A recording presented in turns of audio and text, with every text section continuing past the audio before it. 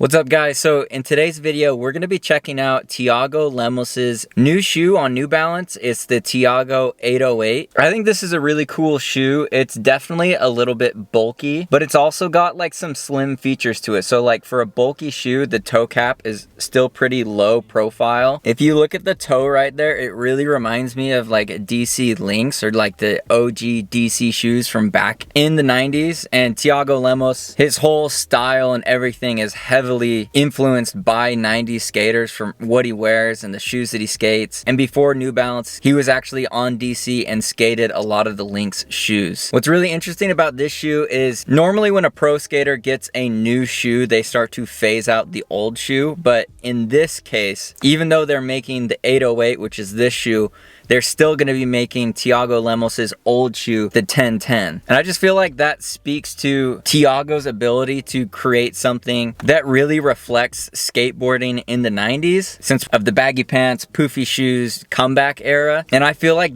and having a lot of the newer technology from New Balance. Obviously, we're going to skate these, and that'll be the ultimate test whether or not these are good shoes. But just by looking at them, you can look at the outsole construction. These are a high quality shoe. One of my favorite things about the shoe is these lace protectors. I feel like that's an obvious thing that should be on every skate shoe, but still to this day, a lot of skate shoes aren't designed to protect your laces. So you've got these right here, but then also you've got a ghillie lacing system underneath this whole side of the shoe, except for where you actually need to tie your shoes. So that's why you don't see any laces poking out right here, but you do on that side. And that's just because you're able to lace underneath on this side of the shoe. I don't know why they didn't just continue that with the top lace loop. I feel like that's a pretty obvious fix, just because that's where people that do heel flips like myself, that's where we're breaking our laces, is not down low, it's up top right here. And it's like they already put in all the ghillie lacing system, these beefy laces like this, and then somehow at the finish line they tripped up. But maybe the shoe is so beefy that you won't even scrape up that high on heel flip. So I have heard that the outsole on this is like extremely stiff. Like this is me trying to bend it. Yeah, so this thing is not flexible at all. I'm a little bit concerned how that's gonna affect the board feel when I'm skating. And also in the last like 3 weeks, I've maybe been able to skate like 2 or 3 times just because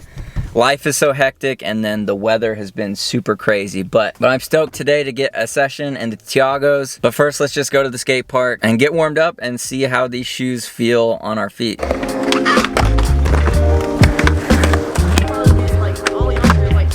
So this guy right here doing the kickflip back tail, his name is Reese. We've played a game of skate up the Euro before in the past.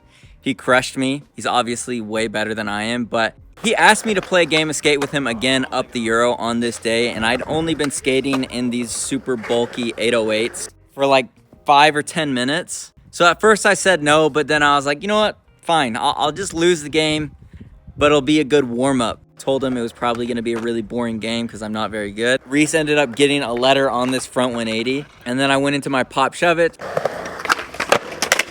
But luckily he missed the backside pop shove it as well. So at this point I'm up 2 letters, feeling pretty good about myself. So I go for the front side pop shove it. Then somehow I end up getting him a letter on that as well. So randomly I'm 3 letters up, makes 0 sense. I decided to try a kickflip, but then Reese went ahead and did one that looked much floatier and a lot better, put mine to shame. Next trick I wanted to try was a heel flip. Because these shoes are really bulky, my thought is that the heel flips would feel really good. However, the materials on the shoe are in places where I'm not used to it. So the whole shape of the shoe, I couldn't really feel the flick on this heel flip. Nearly fell off. I was gonna redo it. Reese said it counted, so we went with it. He ended up missing that. Just like that, he's at T and I have nothing. And I decided to go for a backside big spin because I like that trick, but Reese has them a lot better than me. So really I shouldn't be trying this trick because he can do it every try, but foolishly I try it, I miss it. Now it's his turn. I'm pretty much ready to get destroyed. But luckily he missed his tray flip, so it's my turn again, and like an idiot, I try big spin again. And we went back and forth, just kept missing our tricks. Finally, he landed his tray flip. And again, at this point, I've only been skating these shoes for about about 20 minutes. So I don't know what a tray flip's gonna feel like. Got pretty close considering the lack of board feel, not really knowing what to expect. Then he comes right back with a backside flip. That's not a really hard trick for me, but again, these shoes, I can't really feel my board like I'm used to. So I end up taking a letter on the backside flip, and then luckily Reese misses his trick and it's my turn to set. And randomly I just do a nollie up the Euro. It's one that I like doing. I know a lot of people struggle with it. He missed his first of 2 attempts, but you can tell by the way that he did it, like he knows how to really like tweak a nollie. So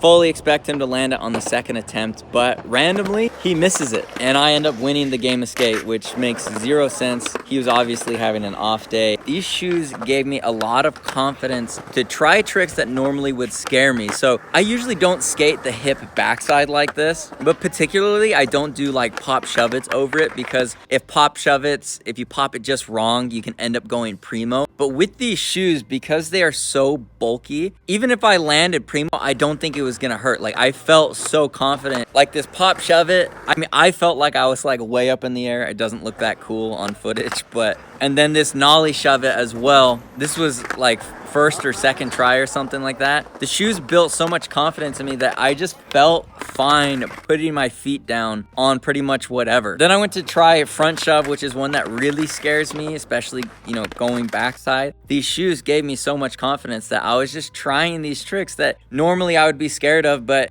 I didn't feel the least bit scared skating in these shoes.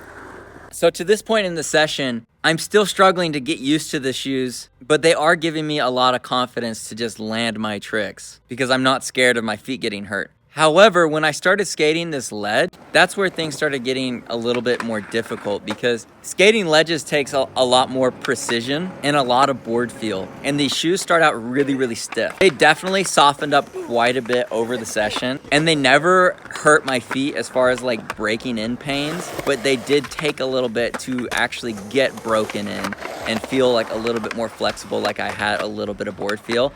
And I think over time they're gonna get even better, but the shape of the shoe, how bulky they are, it really was not helping my ledge skating. There were certain times where I was ollie and it just felt like my foot wasn't even touching the board. Like when I was trying to like drag my foot up for the ollie, it was like the ollie equivalent of like an air flick. As well, the outsoles are like so thick, I felt like I was popping my board like just a tiny bit faster. So my timing was a little bit off. So as far as the ledge skating went in this session, I did not feel super great with these shoes. But with shoes that are this bulky, I feel like they're almost like an investment where once you get used to them, you're really, really gonna like them. That's what I think. I think I'm going to love these shoes, but because they are so polarizing, they're so big and thick, when you're not used to them, especially that initial like break-in period is going to feel super crazy and super off, because there's just material in places where normally your shoes would not have material.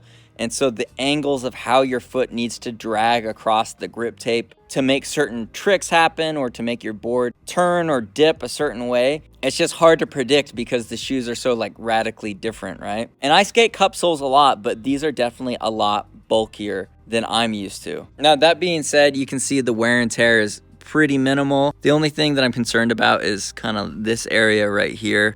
It looks like it's like made to be ripped off, like the wavy angles of it. But so far, I mean, no real problems. It's triple stitched, so hopefully that does something. I think people that like skating dunks or, you know, chunkier cup soles, I think they're gonna like this shoe, but it definitely doesn't skate quite the same way. It's got its own shape, its own feeling that I definitely need to get used to, but I'm definitely looking forward to the day when these shoes do feel second nature on my feet, because I feel like there's so many benefits as far as like the foot protection goes, that once I can learn to really feel my board and understand what my board feels like with these shoes, I feel like I'm really going to enjoy skating these shoes a lot. So I hope that gives you some insight into what these shoes are like if you're thinking about buying them. Remember to make every single day a Friday, and I'll see you guys in the next video. Peace.